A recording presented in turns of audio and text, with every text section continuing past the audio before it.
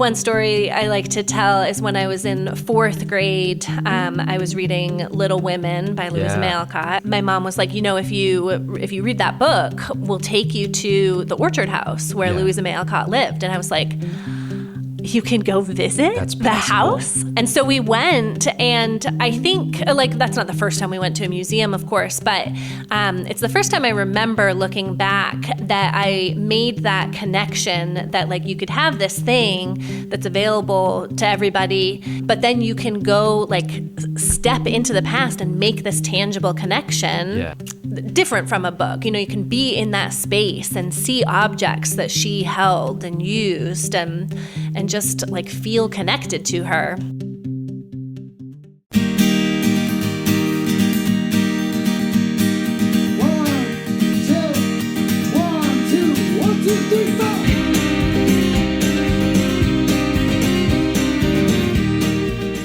You're listening to Granite Goodness, the show where we interview New Hampshire people making the world a better place.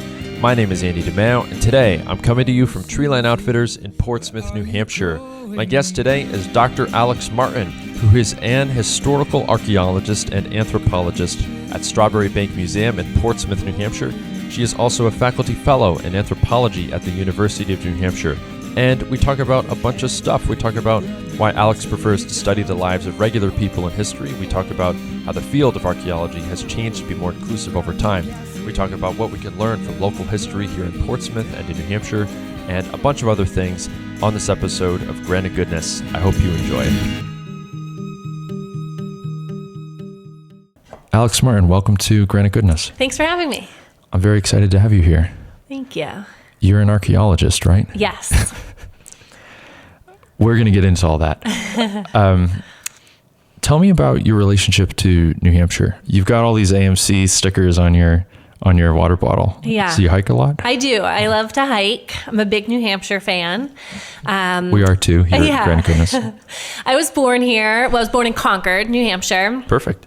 In the early 80s. I grew up in Merrimack, right between Manchester and Nashua. Yeah. Went to Merrimack High School. And then I did leave temporarily. So you're a boomeranger. Yeah. I went to Massachusetts for college. Then I worked for a little while in Vermont. Then I went on to Virginia for grad school. Yeah. But I always knew I wanted to come back. And my now husband, he and I have been dating since we were teenagers. Oh, right on. We're both from Merrimack. Yeah. And he had come down to Virginia with me for a little while, and then he came back for work. So it the timing worked out that when I was a doctoral candidate and I was ready to do independent research, I could be based back in New England. And so we've been back together in New Hampshire since 2012. Perfect. Yeah. My wife and I, similar. We met. Neither of us are doctors or PhDs, but sometimes we like to think we are, but we're not. We met when we were 16, I think. She was a transfer student. I'm from Londonderry, New Hampshire, so not far from Merrimack. And I don't know, that was if I check my watch, 11 years ago, I think. But it's nice, to grow and change with somebody. But but there's nothing like coming back to the Granite State. Yeah. And you live around here, you said, right? Yeah, I live in Dover. Yeah. And then I work here in Portsmouth at Strawberry Bank Museum. That's my full-time job. Yeah. And then I also am a faculty fellow at the University of New Hampshire. So I teach a little bit, usually a class a semester. Yeah. And I'm the coordinator for our Native American and Indigenous Studies minor. Oh, right on. So sometimes I'm in Durham. Yeah, you've got your fingers in all these interesting pies. It's a small world, really. Yeah. So many people are so interested when they hear I'm an archaeologist, right? Because they're like, "Oh, I've never met an archaeologist before," and I'm like, "Oh, I know all of them." Because there's not that many of us. You probably were behind one in the line at the grocery store. You just didn't know it. Yeah, maybe. There's not so many in New Hampshire. Right. But how many are there? 10 or 100? In New Hampshire, professional archaeologists, probably 10. Okay. When I think of my cohort of archaeologists, I'm specifically a historical archaeologist. Uh-huh. So when I go to my Society for Historical Archaeology annual meeting, there's I think the biggest ever conference was 2,000. Yeah. So we all kind of know each other and what each other are working on and who has what specialty and it's like, actually, that's one of the things I love about New Hampshire is, Yeah. how we say New Hampshire's a small town. Yes. So is archaeology. Okay. So it's like a small town within a small. That's really sweet. And that's a recurring theme of the show, is like the smallness of it, and even like, this notion of the Shire, right? Like this quaint little place where everyone knows each other, and, this countryside and English folk, all that. Wait, so what isn't like, this is how little I know. Like you're probably gonna want to kill me, but like, I have all the layperson's worst conceptions of archaeology. It's like Indiana Jones, obviously, and I know that paleontology is Jurassic Park. That's really good. People probably mix those up. Yes, you're way ahead of many people. I'm in the 90th percentile. Yeah. But when you said like you do historical archaeology, like I thought all archaeology would have been about history. Explain that to me. Yeah, so really, I think important distinction. So I think often when we think archaeology, we think big, ancient sites. Yeah. Machu Picchu, the pyramids. Göbekli Tepe. Yes. My wife's obsessed with Göbekli Tepe. It is really cool. She would be mad if I didn't mention it on here. Worldwide sites. And yes, there's like a little bit of a debate that maybe has been resolved in the world of archaeology, a divide between prehistoric and historical archaeology. So in the United States, people who are doing research on like an indigenous site that's 10,000 years old or 1,000 years old, whatever, they used to say we are doing prehistory. Right. A lot of modern indigenous people pushed back against that and were like, you're making us sound like we were around with the dinosaurs, or like we're ancient cavemen. Or like, that we aren't part of history, so to speak. Exactly, right? yeah. What they meant is like there's not a written record, so we need archaeology, or we can use archaeology to help tell the story where there were no written records. But it ended up having a little bit of an iffy connotation. Yeah. So nowadays, more people say like pre-contact, meaning before the contact of Europeans and the introduction of written records, or a lot of tribal collaborators I've worked with prefer just saying ancient. Yeah. But the distinction for historical archaeologists is we're doing archaeology within like the last 500-ish years, this period where people from different cultures came into contact with one another. So Europeans, tribal nations, and then enslaved Africans. Yeah. There is a written record, but it doesn't tell the whole story. Yeah. So in like the 1960s, this subfield of historical archaeology that focuses, as Barbara Little, a historical archaeologist, I really like, as she says, on the development of the modern world, it started to develop. Some historians were like, you're just being handmaidens to history. We have documents to do this. So a lot of historical archaeologists work in North America, but you could, it's the same kind of principles. You could do historical archaeology elsewhere, looking at these culture contact sites, or a lot more recently, 19th and 20th century sites as well. Yeah. Well, one thing I liked about, and I should have mentioned this, I met you at the TEDx Amoskeag Mill Yard, which is in Manchester, New Hampshire. I realized, by the way, I was looking it up last night, why they don't call it TEDx Manchester. Oh, why not? Because Manchester, England, has its own TEDx event. Well, that's funny because there's TEDx Portsmouth, of course. Oh, and yeah. I've seen on their website, they're like, they only accept speakers who are within like a 30-mile radius, I think, of Portsmouth. And they're like, we mean Portsmouth, New Hampshire, not Virginia, not the UK. Yeah. Maybe they should have gone with TEDx Piscataqua. Maybe. I don't know. Well, I when I first read that, I was like, oh, that's kind of like, I don't know, maybe they're trying to elevate the cultural artistic profile of the Amoskeag Mill Yard area or complex or whatever, but maybe it's both. Yeah. Maybe it's just we don't want a confusion with Manchester, UK, but that's where we met. Right. That was last week, I think. Or was it the week before? October 10th. Yeah, October 10th. I don't even know.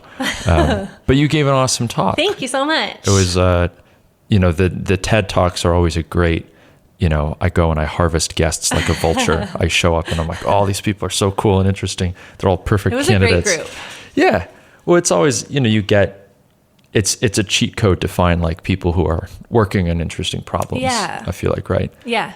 The woman who organized TEDx Portsmouth, Anna and Karen, came on the show. Oh, nice. A couple of the speakers from TEDx Portsmouth came out. So it's like it's a wonderful pipeline for Granite Goodness. And now we get more than the like 18 minutes that we're limited to. Right. TED. Yeah, exactly. That's the fun of it for me too, is that like I really just want to talk to everybody, because it's like what did you have to cut from your talk? Like what didn't you get to say on stage? But that, I mean, I would just want to ask you that point blank, but my own curiosity is getting the better of me.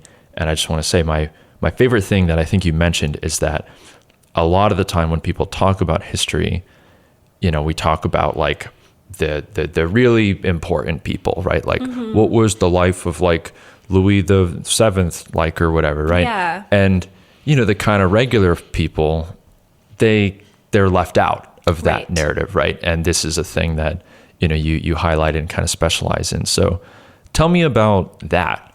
Like what about that interests you? Is that a fair way to characterize your work? So I should explain for your listeners who are not familiar with Strawberry Bank. Please explain all of it. Yeah. What Strawberry Bank Museum is. So it's an outdoor living history museum here in Portsmouth. It is a real neighborhood that was built over time, and then was slated for demolition in the 1950s during urban renewal, but was preserved by a group of local preservationists who got together and founded Strawberry Bank. So the museum was founded in 1958, opened in the 1960s, and we are a little different from other historic sites museums. One difference that's really important to me is that it's not a house of a famous person. Right. It's not like Mount Vernon, where they're telling the story of George Washington and people connected to him, or James Madison's Montpelier, where James Madison is the draw. And I love those museums as well. But Strawberry Bank tells the stories of all these normal people who lived in this neighborhood. And then the other major difference is that we didn't pick a specific moment in time. So unlike Plymouth Plantation, where you go and it's always, I forget, 1627, 1629, or Colonial Williamsburg, where you go and it's always the Revolutionary War period. When you come to Strawberry Bank, you are getting to experience stories from the earliest people who lived there, Abenaki fishers and their villages, all the way through to the 1950s. So we do have a Revolutionary War tavern, but then you go across the street and it's the home of a Jewish immigrant family in 1919. So you're really getting a lot of different stories, how the neighborhood changed over time. And then, it's just these normal people. And I think that is really, I hope it's validating for visitors and for people to realize that everybody's history matters. Right. All our lives matter. Yeah. We're all contributing to history. Do you ever wonder if your house was like an archaeological site 100 years from now? Like, what would they infer about you? Yeah. Well, I do that kind of stuff all the time. Like, especially on recycling day, when I walk around my neighborhood, I just can't help like learning about my neighbors. Like way. I'm trained to notice. I'm sorry. Yeah, exactly. It's harder not to notice. Yeah. I noticed, especially during the pandemic, people's patterns changed. And of course, I knew what was going on, but I did think about how somebody thousands of years from now, if they could have that little snapshot into our lives, they'd be like, why all of a sudden are people buying so much alcohol and so many like toys for their kids? Yeah. Why are there so many packing boxes all of a sudden? Right. These things that don't degrade, they're still around. It's so weird. Yeah. Man, I wonder. I don't know what they would infer, but they find a lot of dog toys if they're still around. I used to collect a bunch of like raisin boxes when I was a kid. That was a strange hobby. That'd probably be very confusing to find in an archaeological site. They'd be like, what's this guy doing? Well, the funny thing about, like, we poke fun at ourselves as archaeologists because anytime we can't explain something, we're like, it's evidence of ritual behavior. Okay. We're like, they must have had some, that you were praying to the raisin god or something. Like, we don't know. I don't think you're that off the mark, actually. That's a good, I might steal that from you and use that in regular conversation with people of like, well, you're just doing a ritual, Yeah. But I don't know. I mean, tell me how wrong this is, right? Like, I imagine it's kind of, I'm sure it's strange, but also maybe not comforting. Like, you'd have better language, but when you learn about, like, quote unquote regular people from 100, 200, 300 years ago, like, you must notice, oh, okay, these are ways in which they're not so different from us, right? Yeah. And then I'm sure in many ways it's like, whoa, it was a very different world, Yeah.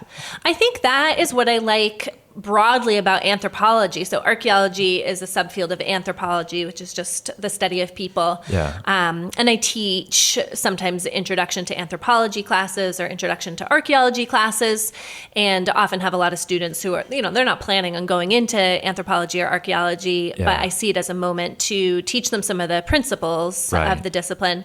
And it's both at the same time appreciating the diversity of the human experience and human cultures, but then also recognizing that we are just all human. Yeah. And so even though we do things really differently, there's some kernel from culture to culture, from time period to time period over the last 300,000 years of human history that connects us all. Right. So yeah, both the similarities and diversities are I think so exciting. Yeah. So interesting. Were you the one, if I remember correctly, that you mentioned this fact that you could tell from, like, the bone density of some of these women who lived in the past, how much, how strong they were from all the chores and all the stuff, and they were more or less akin to, like, a modern Olympic, like an Olympian, basically, because they were just doing all this stuff. I didn't talk about that, but that's true. Yeah. I don't know where I heard that the other day. Like, you can't conceive of all the domestic labor of the different varieties and stuff. Of, like, whoa, these people were moving a lot of cast iron pans and doing a lot of really hard stuff, and Yeah, so another subfield of archaeology is bioarchaeology, looking at human remains to answer questions about how populations lived. And you really can learn a lot from the human skeleton, the robusticity of different muscle attachment points on our skeletons can, it's the same that forensic anthropologists are doing, is figuring out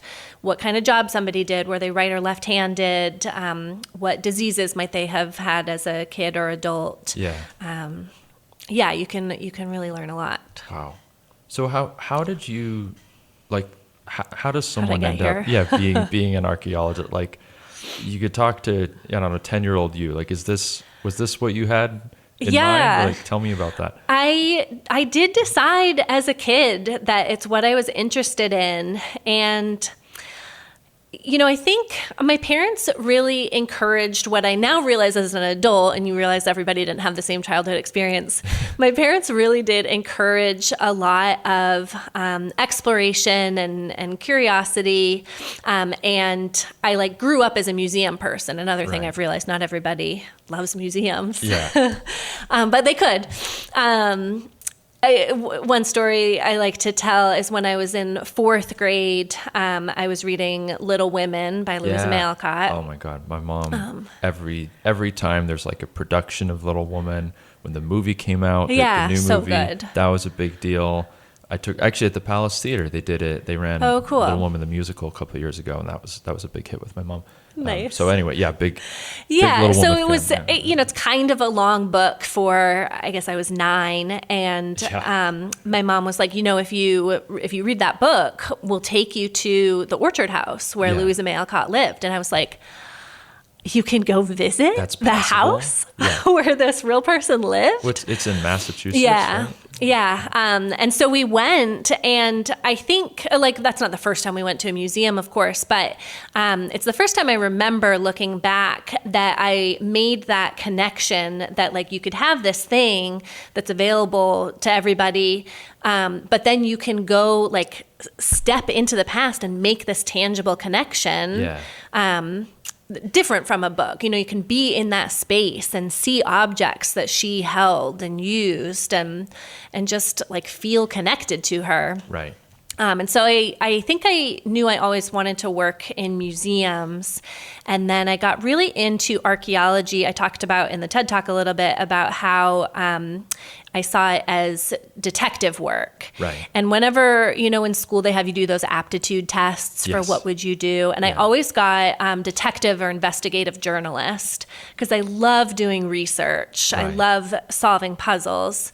But I think with that interest in history and connecting to the past, I realized those same methods, those same Right. tools are used by archaeologists in the field. So that's what I want to do. Yeah.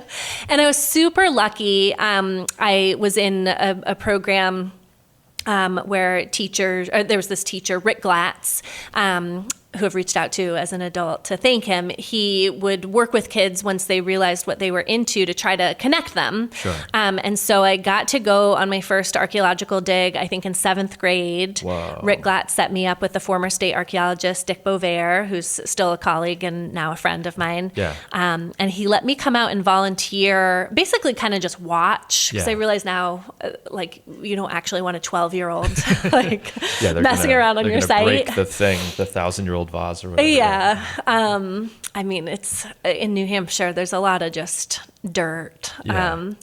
But yeah, I just fell in love with it and I just never wavered from that plan. Of course, I didn't realize as a middle school student how many specialties there are and different types of jobs and what I was going to do exactly and the types of research questions I would be getting into. But I just knew that was the world I wanted to be in. Yeah. Wow. So how did the specialty that you do, historical archaeology, when did that become clear as the path as opposed to some of the other focuses within archaeology? I guess it was while I was working in Vermont and thinking about where I wanted to go to grad school. Mm-hmm. And I tell my students this all the time, when you're looking at grad school, you really have to specialize. Yeah. So this was the olden days where not everything was online. So Yeah. I just remember looking into so many things that so many different professors all over the country were specializing in. Right. Like a kid in a candy shop. Yeah. And so I went off to grad school actually thinking that I was going to go into bioarchaeology, the study of human remains and learning about populations, and thinking that I wanted to find work or do research that connected to contact period populations of indigenous people. Yeah. And so I applied and I got in and went to, spoiler alert, the College of William and Mary in Williamsburg, which has a long history of specializing in historical archaeology, and then had 2 professors I was really excited to work with. Katie Bragdon, who ended up being my advisor, and she had passed away recently, but she was a cultural anthropologist who focused on the colonial period history of Native people of New England. Yeah. And then Michael Blakey, who is a bioarchaeologist, and he runs the Institute for Historical Bioarchaeology at William and Mary. Yeah. And he's famous, in my world anyway, for leading the research at the New York African Burial Ground in Manhattan. Okay. So it's a similar story to the African Burial Ground here in Portsmouth, where construction revealed, oops, we forgot about this cemetery of hundreds of free and enslaved Africans. But the difference was in Manhattan, this was in the 90s, once they started digging it up, the descendant community started protesting and saying, please stop. Leave our ancestors alone. Right. And so they halted construction and excavation. They brought in Michael Blakey, who was working at Howard at the time. Yeah. And he asked them this seemingly very straightforward, but at the time kind of novel question: what would you want to know about your ancestors if we were to do some bioarchaeological research? Right. And so he explained to them the tools and methods of archaeology, and types of questions that could be investigated, and just developed this really meaningful relationship with that community. Yeah. And they continued the work under his supervision, and now it's a New York, or it's a national park in New York with this huge monument, and all the people have been reinterred. Anyway, so I was really inspired by the two of them, and if you look back at my "I want to come to your school" letter, it's like I really want to work with Dr. Bragdon and Dr. Blakey. And then, is there a relationship there? You said Williamsburg. There's like the colonial. Yes. Williamsburg's place. So, right. And then I didn't go into bioarchaeology. Yeah. I got really interested in museum archaeology there. I worked at Colonial Williamsburg while I was living in Williamsburg. Yeah. And just loved the public interpretation aspect of it. Colonial Williamsburg gets so many visitors, and there were some days that I would be ostensibly in the field to dig and just spend the whole day at the barrier talking to visitors and explaining what we were doing and showing them artifacts. And it was just so exciting to be able to introduce people to this ongoing process of historical research and discovery at a museum that's been open for almost 100 years. Right. That's a really good through line and kind of segue to a thing I wanted to talk to you about. There's a nice parallel, right, between the African burial ground and New York, and we have a lot of that history here too as well. And this is something you mentioned a little earlier, right? Like, and again, tell me how wrong this is. This evolving kind of relationship over time in your field of archaeology, right? Of like you can imagine that could have gone a very different way of like, oh wow, we just found this, big unmarked grave. Let's take all these people out and just, examine them in whatever way we want, and not really in a way that's maybe not that intentional or human oriented, right? And I feel like that's changed a lot over time. And, that's a thing I feel like you talked about during your talk. And, obviously there's a great story here in Portsmouth, but can you shed a little light on that? Like, for example, when I was a kid, I remember I'd go to, and I don't know if they're still there, but like you go to these museums, in Boston or whatever, and like there's the mummy exhibit. Yeah. And they have the real mummies. Yeah. And, you're a kid, and that's like, well, that's really cool. And then you get a little older, and it's like, oh my God, that's actually a real person, and they're for thousands of years old or whatever, but they're still a real person, and like, I don't have a strong opinion on what the right balance is of like, this should be displayed, this should be studied, versus, hey, it matters today how we approach this ethically and with intention. So I don't know, has that changed a lot over the course of your career, over the field, or like tell me about your opinions in relationship to that whole enchilada. I just asked you that's a huge question. No, I get it exactly. And it's a huge deal in the world of archaeology and anthropology. And it's both been changing slowly over time, and I think within the past generation of archaeologists, there's been a huge shift. Yeah. The history of the field of anthropology and archaeology is not great. Yeah. A lot of archaeologists and anthropologists, when the field was developing in the late 1800s in the United States, did things really differently than we would today. It was a lot of a collection mentality. Right. And they weren't bad people. Yeah. They were doing that because in the late 19th century in the United States, Native people were being targeted by government policies to first remove and then to assimilate them. Yeah. And so archaeologists were like, if all the Native people are assimilated into American culture, which is another whole conversation, can you you could still be indigenous and participate in American culture, but archaeologists were like, it's going to be up to us to learn about Native people because they'll all be gone. Right. And anthropologists were like, we're doing this salvage ethnography where we have to document the languages of these people before they die, or before these residential institutions kids are being sent to strip their language from them. Yeah. So it's not that they were bad people, but they weren't working in collaboration with indigenous peoples. Right. They took on this kind of savior complex, and they didn't ask, what do you want us to do, or what should we preserve? And so throughout the 20th century, it began to come to light, like, wait a minute, there's thousands and thousands of human remains stored in these institutions.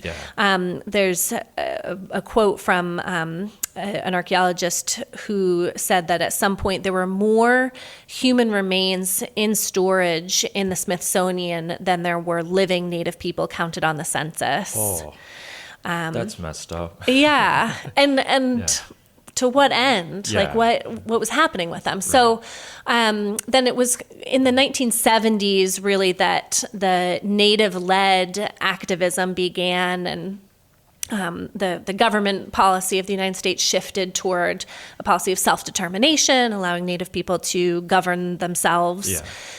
Anyway, a lot of that activism led up to the 1990 Native American Graves Protection and Repatriation Act, which is legislation that required museums and other institutions receiving federal funds to inventory their collections, not only of human remains, but also sacred objects or items that might have been buried with Native people, and then return those to federally recognized tribes. Yeah. There's some complications there. It still puts the power and the responsibility in the hands of archaeologists rather than Native people. But it really marked a turning point.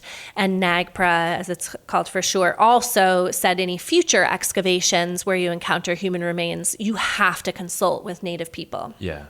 So 1990, 34 years ago. Since then, a lot of the rules established by NAGPRA have really changed the way archaeologists go about their research, not only with Native people, but also with other communities, saying like, hey, this whole consultation thing actually helped us do our jobs. It turns out that these community members, these descendant communities or these elders within their communities can help us answer some of our questions. And they actually have some pretty good questions of their own. And maybe if we work together, we'll do better. Yeah. So it's been a huge shift. And the students who are getting trained as graduate students in archaeology now, like that's all they've ever known is this post-NAGPRA world. Yeah. And there's collections elsewhere around the world that are, or from elsewhere in the world that are stored here in the United States don't necessarily have those same protections or expectations of repatriation, but same way that NAGPRA's been influencing work with other descendant communities, it's starting to influence other museums and collections departments saying like, is this the best place for these things to be? Right. I've seen some of that, I think, I read an article about, like in the British Museum, they're doing some of this stuff too, right? Yeah, they have a lot of stuff to return. They're like the original, hey, we're gonna, let's do this, but in a really like problematic way, you might say. Yeah. And I'm sure it's a mixed bag of like the same people who pioneered and invented a lot of, what we think is really good and useful and smart about archaeology, probably also the same people who did it in a way that we would now characterize as like problematic or insensitive or colonialist or any of the number of ways you could say, hey, we can do this better and in a way that's more progressive and human oriented, you might say, right? But it's cool that like this is the kernel of, I mean, again, it's a fascinating thing, but why I wanted to have you on and talk to you about it, because there's this, and again, I feel like this is like History 101, but maybe not to some people. Like the past isn't really even past, like I'm sure people say, oh, what's it matter? They're dead. It's like, well, their descendants are here. Yeah. And the stories we tell about these people that matters a lot, to the modern world. So maybe you could share your views on a little bit of that. Like why does history matter? Yeah, the way that we do archaeology matter. Why does history matter to you? Well, so part of it is what was the seed of my TEDx talk. And I've heard a lot of people say in the past like decade or so, we can't rewrite history. Sure. People who are anxious about re-examining textbooks that might portray like Confederate Army history in a way that we might want to revise. Yeah. Or, as different monuments have been revisited. Right. People are like, you can't do that because you can't rewrite history. And that really struck me as interesting because, one, it shows that people are attached to that history. So that's a good starting point if people care about the past. But two, it reveals a misunderstanding of our current story of history as something that's static, which I just don't think it is. History is both something that happened and it is information that we consume. Yeah. And that information varies depending on whether we're looking at a document that was written by a white soldier, or if we're listening to an oral tradition that's been passed down through 3 generations of an indigenous family, or if we are looking at the belongings of an enslaved African who buried them in their slave quarter and kept them away. All of those things could be happening at the same moment in time, but they're all going to tell us a different version of history. Yeah. And so I want to reach people who have that idea that we can't rewrite history and say that we can add on to it. Like, there's always more to learn, and it just depends on what resources we're looking to, what questions we're asking, who we're working in collaboration with, who we're sharing those stories with. Right. But yeah, history is... It is so important to us. It shapes who we are today. Right. But there's just so many histories. Right. It almost makes you want to say, hey, don't think of it as we're rewriting it. Like, we're actually writing it right now. It's always being written, and I feel like there's no shortage of examples of, like, you can look back in history and see, there was a sea change moment when a lot of people, their opinions changed on something that happened in the past, or they saw it in a different light, or a kind of cultural. This isn't a good example, but like we know about the Great Awakening, right, which was like this big kind of Christian movement in America hundreds of years ago, and it's like, so these things, they do happen, and we record and comment on it. I think it's valuable to be like, no, there was a mass change in the way people viewed or thought of their place in the world, and that's like a spiritual example, but like, I don't know that it's a completely inappropriate analog to, like, hey, we've never really addressed the way we do this in the way that we maybe should now that we're trying to include the perspectives of people who've been written out of a lot of the original kind of quote unquote histories of these things. I think Christopher Columbus and Columbus Day is a great example. Yeah, right. As a lot of cities and towns and some states are considering changing Columbus Day to Indigenous Peoples Day. Yeah. And some of the pushback against that is like, you can't delete Christopher Columbus from history. Some people probably wish you could. I mean, better for worse.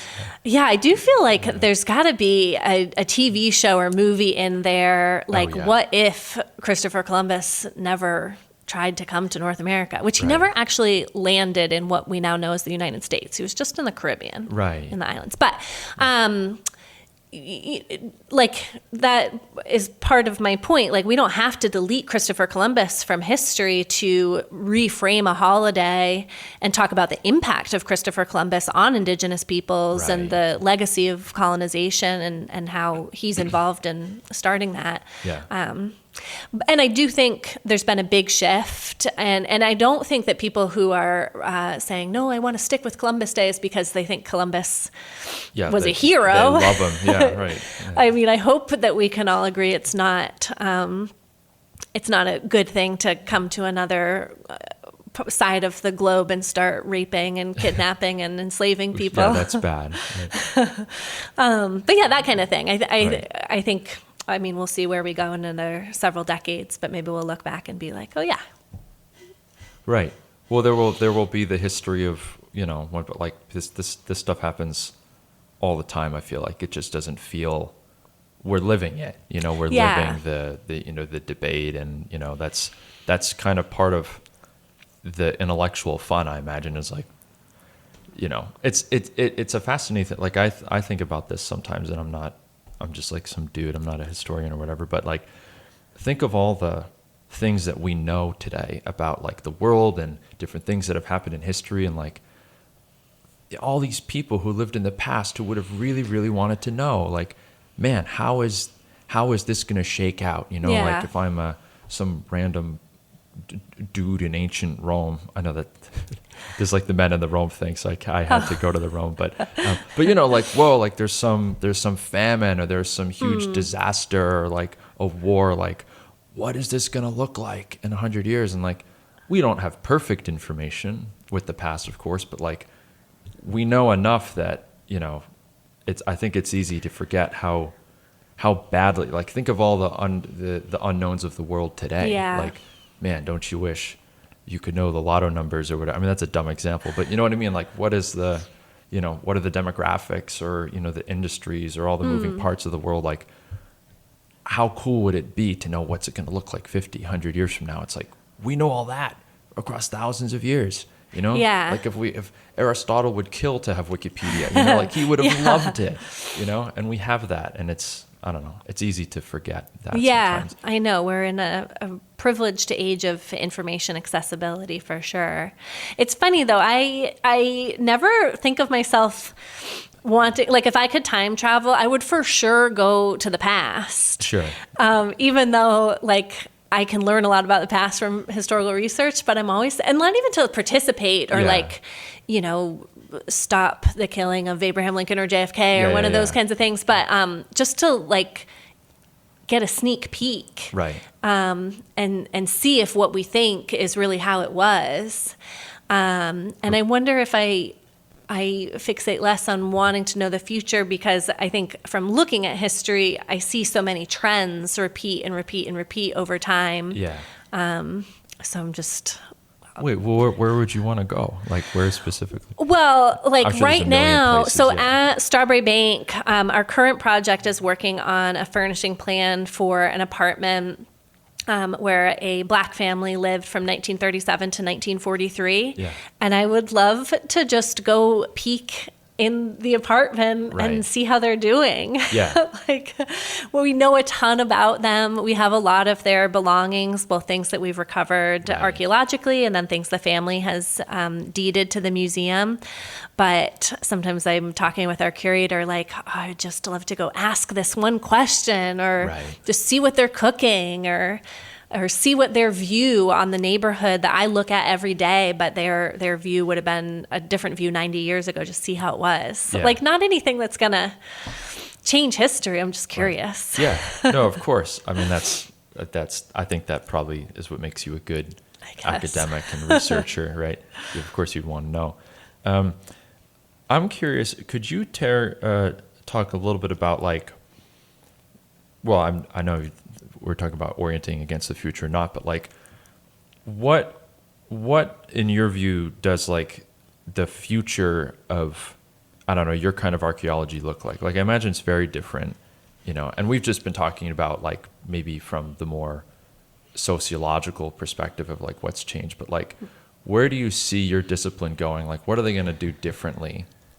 I don't know, 10 years from now, or like what are the cool, crazy trends happening? Like, do you have a view into some of that? Because I imagine it's changing all the time. Yeah, a little bit. Yeah. So one of the rules, and actually one of the things that I wished I could have fit into the TEDx talk, is about the like fragility of archaeological sites. Mm-hmm. So archaeology is kind of a science in that we have like a hypothesis, and we do some lab methods, and then we come up with a theory about what we think happened. But it's a pretty soft science. And one of the big differences is, in the regular world, like if you're in the chemistry lab, you can do an experiment and then you can repeat it again the next day, and then you can give your instructions to your lab partner and they can repeat the experiment, and you can just keep testing it, right?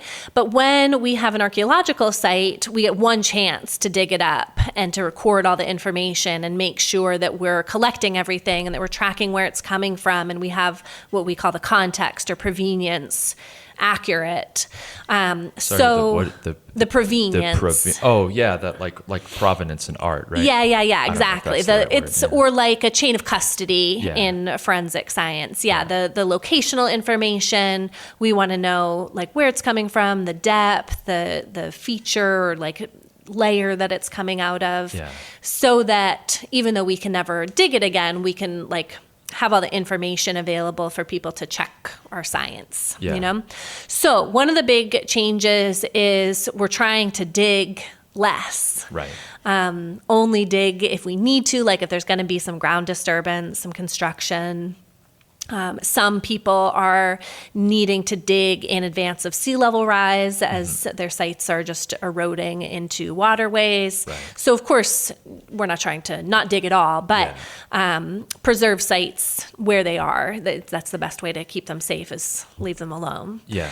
So in the archaeological technology world, there's some new technologies that are helping people learn about the past without ever digging. So remote sensing technologies like ground penetrating radar or LiDAR, light detection and ranging. So those are on very different scales. Even metal detecting is a type of remote sensing where we can collect information about what's below ground without sticking a trowel in the ground. And that's really helpful even if we plan to dig, like finding the site, narrowing it down, choosing to dig only a small section where we think there's going to be results based on the remote sensing. Technology is pretty exciting in shaping how people approach their sites. And then I think, and maybe this is a smaller subfield of archaeologists who have really been developing collaborative methodologies or participatory research methodologies. Like the work I did as a doctoral student, by design, was not something I was going to continue doing. Part of my research was working with tribal collaborators and teaching them the methodologies of archaeology, and working a lot with, as my mentor said, the tribal youth, who were kids like just a couple years younger than me, but for them to take over the work. And so I think some of the best work comes from the community whose history you're trying to learn. The best work comes from those community members doing that work. Right. So I think as more archaeologists work in collaboration with community partners, we are, as Chris Matthews, another historical archaeologist I really like, leaking authority. Like, we're not the experts on your history, you are. We're just the experts on this weird method set. This brutal scientific rational. So like, what can we offer you? Some things. Well, I like that a lot. It's a cool, like, people talk a lot now, or even the closest kind of like analog I'm familiar with would be there's a great book, Braiding Sweetgrass, right? And love it. A lot of people like that book. I like that book, but because Robin Wall Kimmerer, right? Like, she's a trained scientist in all these different ways, but also is like an indigenous person who is, culturally and personally familiar with a lot of different history and tradition, right? And, the phrase that's used is like, okay, there's these indigenous ways of knowing, right? And how does that compare to what's valuable about, what you might characterize as, the Western, kind of rationalist Enlightenment scientific method, right? And there's useful things about both of them, in different ways, and you can have a fascinating thing about that. But like, that's what I personally think is really cool and interesting about your work and the way that you're talking about it and approaching it is like, no, actually, this direction is, when we get these people involved and interested in it and are able to, get them engaged in a way that would have been impossible or really hard, not so long ago, even let alone 100 years ago. Like, it's a non-zero sum thing. It's like what we're really after is knowledge and context and, better stories and more accurate stories about all of us together. And what do we have to lose by helping engage the people who are really, very integral to Yeah. the history of the place that we're living in. Like that, you'd be silly not to want to involve them. I feel Right. like Right. it's a beautiful synthesis of things. That's the thing about archaeology is it's a weird field. And yes, we're doing history. We're looking at material that people left behind. It's trash. But why would we do that unless it matters to somebody, unless we are helping answer questions about history? It has to be, to me, like the only reason to go dig up one of those fragile sites and destroy the archaeological record is if it does something positive for people and provides new educational material. Yeah. But yeah, that's a great point about Robin Wall Kimmerer. And I think echoes my point about like adding to history. She weaves together her traditional knowledge with more traditional Western scientific knowledge. It doesn't have to be either or. It can be both and. And that is, I think, really successful. Yeah, they can complement each other. Yeah. We don't have a hard stop, Alex, but before I wrap these up, I always like to give people the chance, like, is there anything that you really wanted to talk about or make sure that we covered, so that it's not just me like asking you the things that I'm curious about. But if not, this fine. I'll just keep asking you. Well, I do want to encourage everybody to become a museum person. Yeah. I was visiting my little brother recently in Dallas, and he was like, oh, well, we could go to the Dallas Arboretum. I have a membership. Mm-hmm. And you won't believe this, but with a membership, you can go for free, and you can park for free. You get a discount at the museum or the Arboretum gift shop. And I was like, yeah, that's what being a member of a nonprofit is all about. What would it be if it didn't? What's it come with if not that? But it just struck me because he's an engineer kind of guy. Yeah. And I was like, oh, maybe not everybody knows that you can find an institution or an organization like this and like make it your third place, Right. My brother and sister-in-law and nephew go like just on the weekend to go hang out at the Arboretum. That's so cool. Yeah. And I was like, oh, this should be a thing. Like everybody should just pick a nonprofit. Yeah. It could be a history museum, it could be a science museum, it could be a botanical garden. Yeah. Like get on the newsletter list and then make it your place. Yeah. And it would be great if it's a history museum. I think everybody could find themselves, especially at a museum like Strawberry Bank, where we're telling so many different stories. Our goal is to help people connect. But yeah, that's my little plea for people to find an organization that's their thing. It's a good plea. If I had to pick one, there's endless things that I would want to do, but my selfish, vain, and kind of dumb main historical interest is like pirates, which we don't need to get into. But there is a lot of like pirate history up here. There's Bellamy Park and River and all that.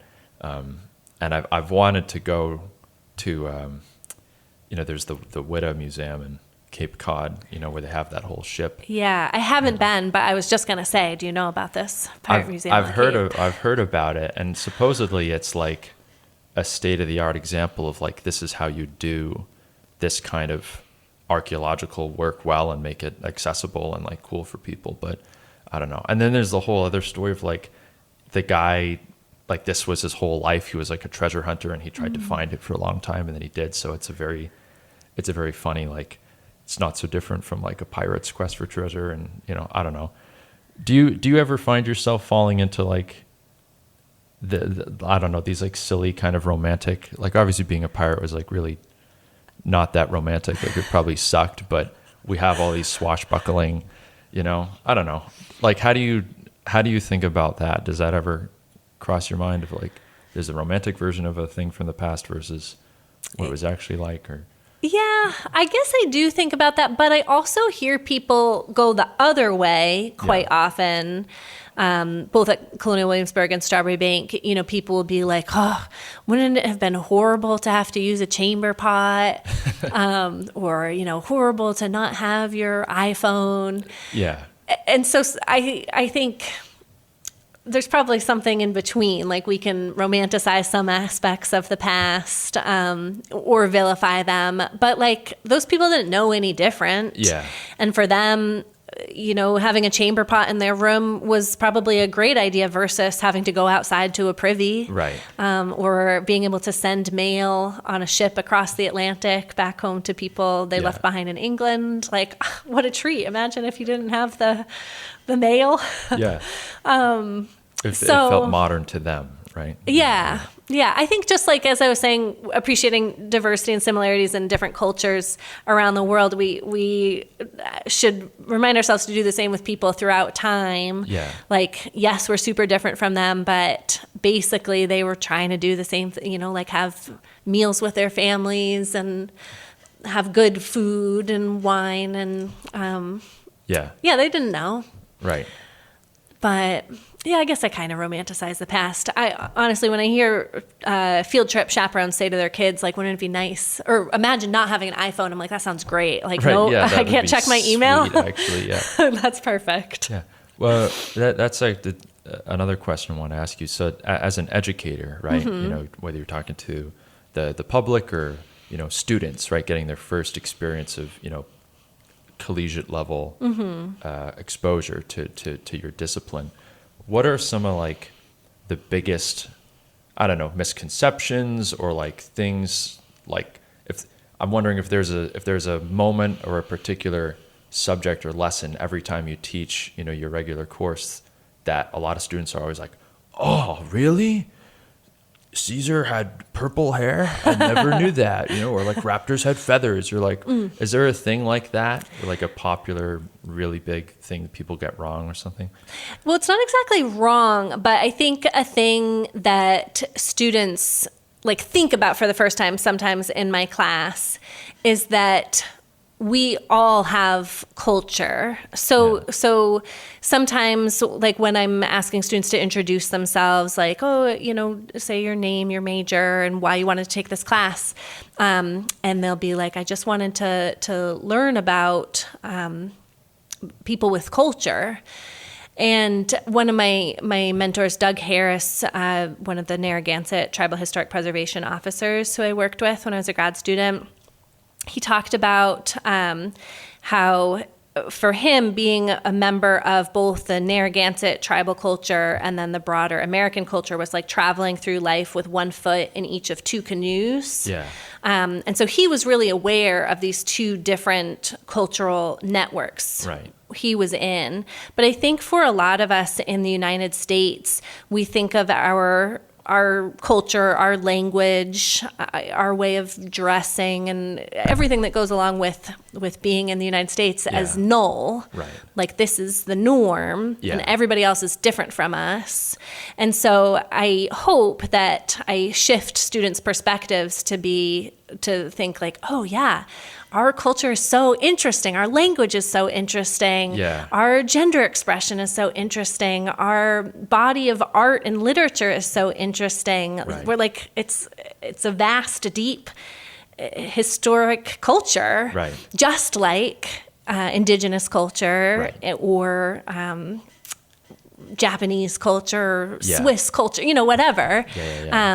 But yeah, that's one of the things I think always kind of makes people step back and be like, oh yeah, I forgot. Right. Like we're in a culture too. If you were an outsider looking in or trying to explain it to like an alien or something, like what would it look like? You're probably well familiar with this, and this is like an educational exercise for children that I'm about to describe, but it stuck with me, and there was an eye-opening moment for me in 7th grade in social studies. Mrs. Ducharme, who's the greatest, did this thing where we learned about, the Nasarima people, and you know where I'm going in it. They talked about like they go to the medicine man and have needles in their mouth and do all these weird things, and they like burn meat to eat it, and they drill holes in their teeth. Right, they drill holes in their teeth, and 13-year-old you was like, who would do all this? And then you don't realize it's the word American backwards is what Nasarima is, and it's like, oh, kids, this is a lesson about cultural context, I guess, right? And that I didn't pick up on it. Like I was like student 1A for like, this blew my mind. Yeah. And that stuck with me. You know, it's just exactly what you're talking about. You know? Yeah, that's a classic. And it's so good and funny. And also, I think, is anthropologists poking fun at themselves. Right. What I was saying earlier about, like, if we can't explain it, we're like, oh, it's evidence of ritual behavior. It's the same thing there where like drilling holes in your teeth is to treat cavities. Yeah. But if you don't have the full understanding and you just have the behavior, then you don't know how to explain it and it sounds wacky. Right. So yeah, it's always a good reminder that it's really difficult to be an expert on anything that is not your own lived experience. Right.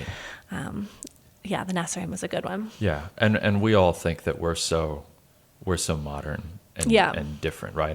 And in you know, many ways, I think we are, you know, and like there's good things about that, but I think it's always nice to be reminded of, you know, hey, we live in culture too. Yeah. You know, and you know, ritual is like a part of being a human, right? You know, and you know, what seems strange or irrational to us like made a lot of sense to people in different times and places. Or even, isn't there even like an acronym to describe, like what is it, weird? It's like white English Protestant Democratic or something. Like, have you heard this thing?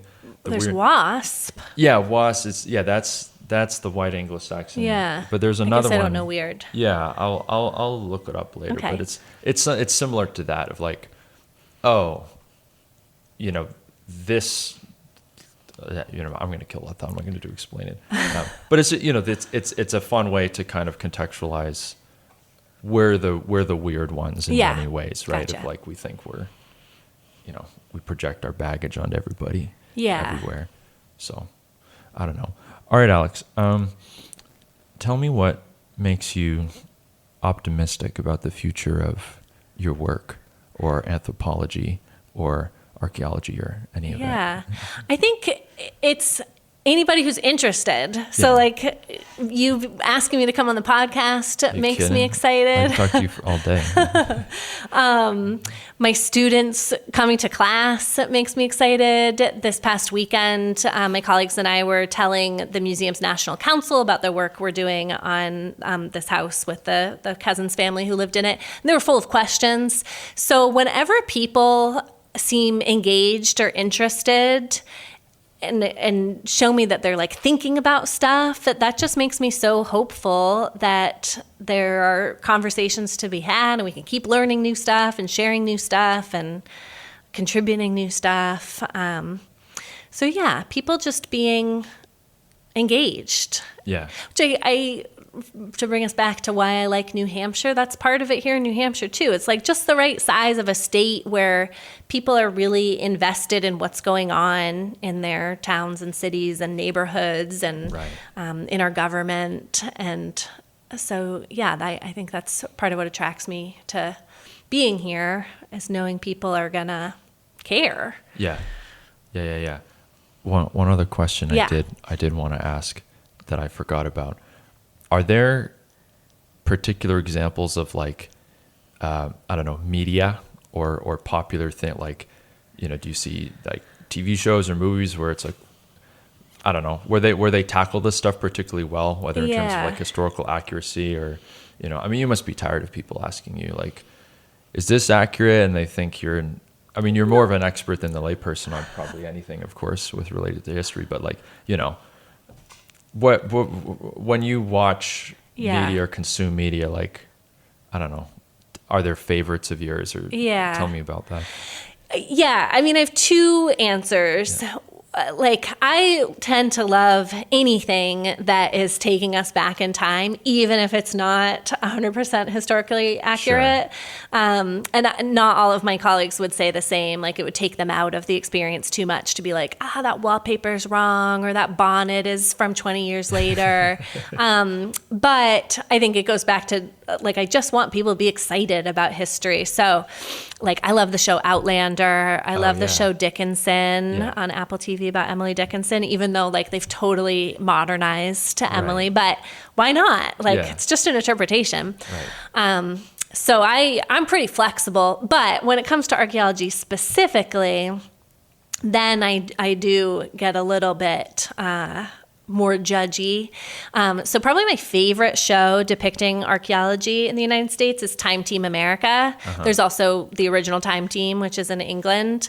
But Time Team America features a group of real archaeologists, including a couple friends of mine. We all know each other. That's really cool. Yeah. And they kind of like airdrop into different important sites around the country from all different time periods, all different groups, often bringing with them some access to technology that the people running the site don't have. Like they don't have the budget to bring in a ground penetrating radar machine for a day, but Time Team brings it. And, they turn it into a TV show like, we're on the clock, we got to find it. Yeah. But it's a great awesome example of some modern methods and collaborative work. So I really like that. That's like the Magic Treehouse. I love those books growing up with the kids. They get in the treehouse and then they end up in like at Vesuvius and Pompeii or in the Revolutionary War. Like it's similar. I mean, it's totally different, but that's my closest. Like, I like stuff like that. Oh, then you got to check out Time Team America. I think it might just be on YouTube by now. Perfect. Yeah. I do have to ask you about. Like I feel like we have to talk about Indiana Jones, or we don't. If you hate it, no. And the funny thing is like a lot of students now don't know him. Really, like they haven't watched Indiana Jones. Yeah. They're probably more familiar with Lara Croft. Yeah. And so I like those movies. I've played the Lara Croft video games, but they're just not archaeologists. Yeah. I mean, they say they are, right, but they're not doing like kind of investigative research the way that we are. They're not taking notes. Yeah. I mean, Lara Croft calls herself a Tomb Raider, but they're fun. Yeah. And I know so many people my age who got interested in archaeology because of Indiana Jones. So, hey, great. If it got them here, then that's good. You'd say there's not a lot of like fist fighting and I've never guns and jumping out of planes. Never fought a Nazi. Yeah. I would. Yeah. You never know. Yeah. But I have a movie recommendation that might be unexpected, but the movie Prey, which is in the Predator franchise, I think is so good. If you're looking for, it's Halloween season, so if you're looking for like a scary monster movie, yes. So is it like they make up the fake history of like the alien and its relationship with people? No, the alien just appears. The alien is here in our regular world, but it's in the 1800s. And it focuses, cool. The protagonist of the movie is a young indigenous warrior. Yeah. And they worked with Native people in the writer's room and on the crew. Yeah. And so she speaks, I forget, I think it's a member of the Iroquois Confederacy, the Haudenosaunee. Yeah. But I forget what language she's speaking. But and then there's European colonizers. So there's this interesting parallel between the predator, the alien, arriving in a place he doesn't belong, and the colonizers being in a place they don't belong, and this indigenous woman using her deep knowledge of the landscape and her skills to outsmart them all. That sounds awesome. So it's really good. It's working cool, actually. It's extra credit for my students. That's such a different. It's cool to hear that. Like that's such a far cry from the original entry of like Predator. The movie is just a testosterone ridiculous, which I also like the original. Oh, I love it. We named our dog after Arnold Schwarzenegger. Really? Yeah, literally. His name's Arnie. Well, because we wanted him to be like, the joke is we want him to be, people think that he's like a big dumb dog, but he's actually kind of clever, and that's kind of like Schwarzenegger, I think. Literally last night no one's going to care about this listening to this, but we're making our way through the Schwarzenegger canon. Nice. So we watched Commando last night, which is like the dumbest movie.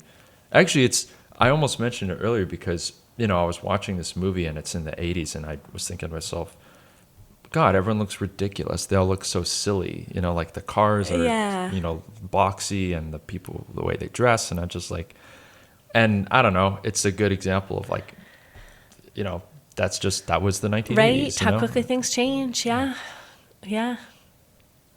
Well, you got Terminator coming then. That's right. Oh yeah, Terminator 2 is one of my most favorite movies of all time. Greatest movie. Yeah, we should just do a whole other. We should just do a whole other thing. Well, what I will say to you though, we really like, in terms of like media, one of my favorite shows for history is this show called Black Sails. It's about pirates. Yes. Yeah. Well, because they do this really cool thing where, you know, the kind of premise for the show is that it's a prequel to Treasure Island. Okay. Right? You know, the great pirate adventure novel.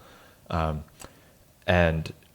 it's also set, you know, in a real time, in a real place in, you know, Nassau in the Caribbean and, you know, 1715 and like the golden age of Caribbean piracy. So there's like some characters that are real people or based on real people, like, you know, Blackbeard and Aunt Bonnie and, you know, Woodes Rogers, the governor who came and, you know, got rid of all the pirates. And then there's like John Silver, who's like a fictional character. So they blend, you know, real events and real people with, you know, the romanticism and the storytelling of Treasure Island and, you know, kind of the myths of piracy. And it's a cool, I don't know. What's it on, Stars? Yeah, it's on Stars, that trashy Australian network that produces all these great, I think Outlander's on Stars. Yes, it is. So is I'll have to check it out. Blood and Sand, which is another ridiculous show. But. I mean, you know, this might be not related to what we've been talking about, but if any, you know, TV producers are listening and want a historical consultant, I would love to do that kind of work. Oh my God, you'd be great at it. Wouldn't that be fun? Yeah. Have you ever thought about that? Like if you had infinite budget and you could just like make any kind of TV show or movie that you would want about history, like what story would you want to tell or see? I mean, the story about the black family in the apartment is pretty cool. Yeah. That'd be fascinating. I don't, you know, if I had an unlimited budget, I always say, like, if I win the lottery, although I never play, like, I would just donate a ton of money to Strawberry Bank to finish these projects that we've been doing. Yeah. Because I know it's not a TV show, but it's a different type of storytelling that we're trying to do. And then I'd give the money for the cast and crew of Reservation Dogs, and have them keep going. They only did 3 seasons. But I wish they had done more. So good. I saw the first 2. I haven't seen the latest one yet. Oh, well, that's a treat. I should have saved it. Yeah, man. Anyway, well, I could talk to you all day. I know. I don't want to keep you for longer than I promised I would. But we'll have to have you on again. Yeah. Okay. You can tell me what's going on in the intimate, small 10-person world of archaeology in New Hampshire and at Strawberry Bank. But thanks for coming on the show. Thanks for having Alix. me. Yeah, it was super fun. And thanks, listeners, for listening. Yeah. Hey there, thanks for spending some time with us, and I hope you enjoyed the conversation. You can learn more about today's guest and how to get involved with or support their work in the show notes. If you'd like to suggest a guest for the show or have any story tips for our Good News in New Hampshire newsletter, shoot me a message at hello@granitegoodness.com. Music for this episode was provided by the band Sneaky Miles, who hail from Newmarket, New Hampshire. Until next time, I'm the creator and host of Granite Goodness, Andy DeMeo. Thanks for listening.